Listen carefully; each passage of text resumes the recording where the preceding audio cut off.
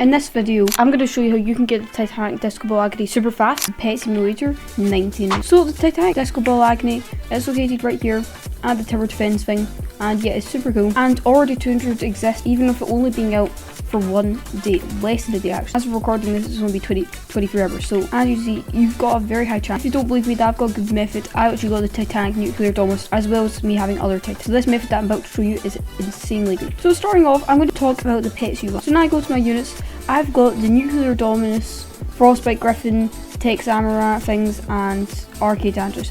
Do I have to say more? I don't think I do.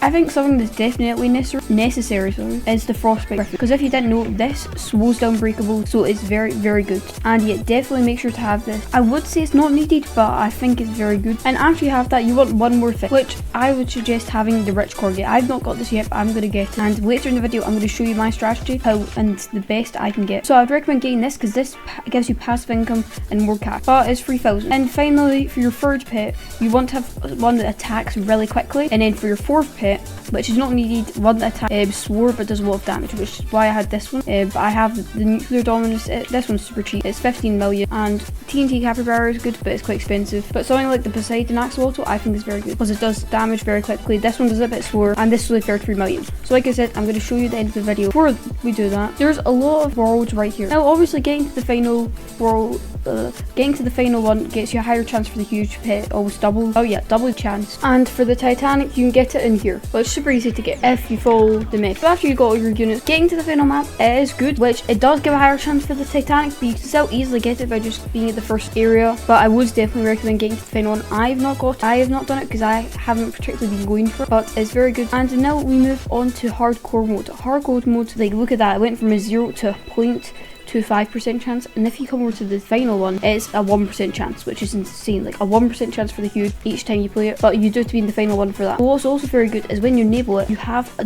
double the chance for the huge and double the chance for the Titanic in hardcore mode. But hardcore mode does mean you have to go for it again. It's a lot harder way, but it gives more rewards.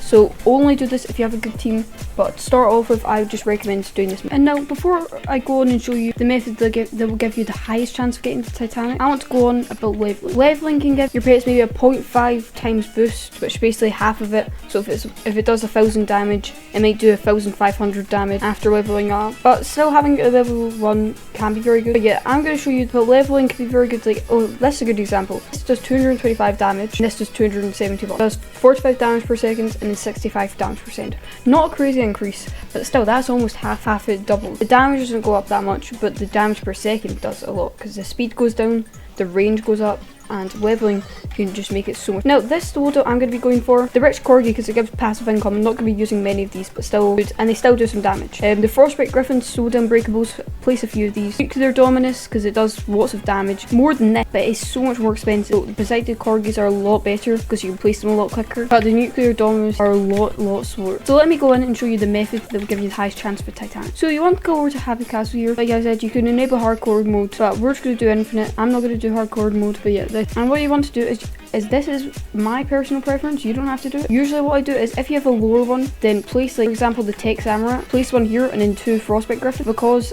you don't really have that much cash. I'm just going to place one of these axolotl, then start round, and I like to always have it on 2 times speed. It honestly does not really matter. And if some breakables at the start do that, then that's fine because they're not really worth that much and they're only going to take away. And now there we go. Now that those slowed down, you put 2 frostbite griffins. You might get some of them might go away, but the frostbite griffins would do damage and slow them down. And there you go. We already got some hugies and Titanic. Now I'm going to come back later when it will be a crucial moment of what you need to do. And round about here, I would just place like one of these corgis at the front. Okay, let's do a time lapse and I'll come back to you when you should be doing something really important.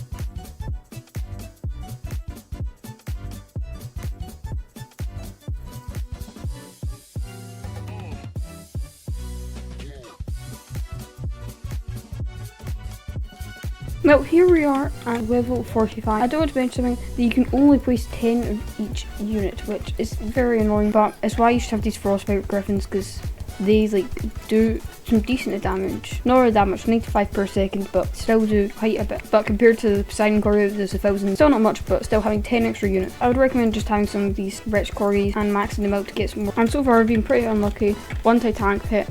And what I would recommend is see if you get to like maybe like the wave 30 and you only have 1. then maybe just like don't do it, because then you're unlikely to have it. Especially if you know you only get to wave 50, or you only get to like wave 70 or something like that. I usually get to like wave 80 or 90. Let's just do another time lapse, and I'll come back when I've finished it.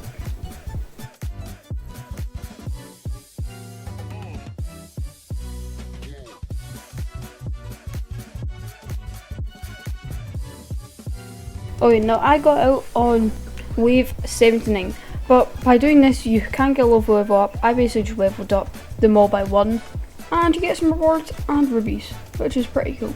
Now I only got 1 out of 5 for the Titanic pit, which is pretty bad, which is actually really bad to be honest, for what I usually get. I got 4 out of 5 a few times on the last one. Yeah, you can see that this method is getting me to wave 80, and if you're getting better than that, then you have better pets. If you're getting worse than that, then getting these pets, all these pets together, cost 50 million, and I don't have any boosts. I don't have the MVP thing or anything. Is it called MVP? And what's quite cool is by getting rubies, you can actually buy some of these pets, which all these are pretty bad to be honest, or none of them are worth that much. But if you're looking for gem making methods, this can be really good. And comment down below if you want me to make a video on that, because I've got an idea of something that could be really good for something like this, and an AFK method that would be really cool. And fusing old pets that you don't use anymore is very good.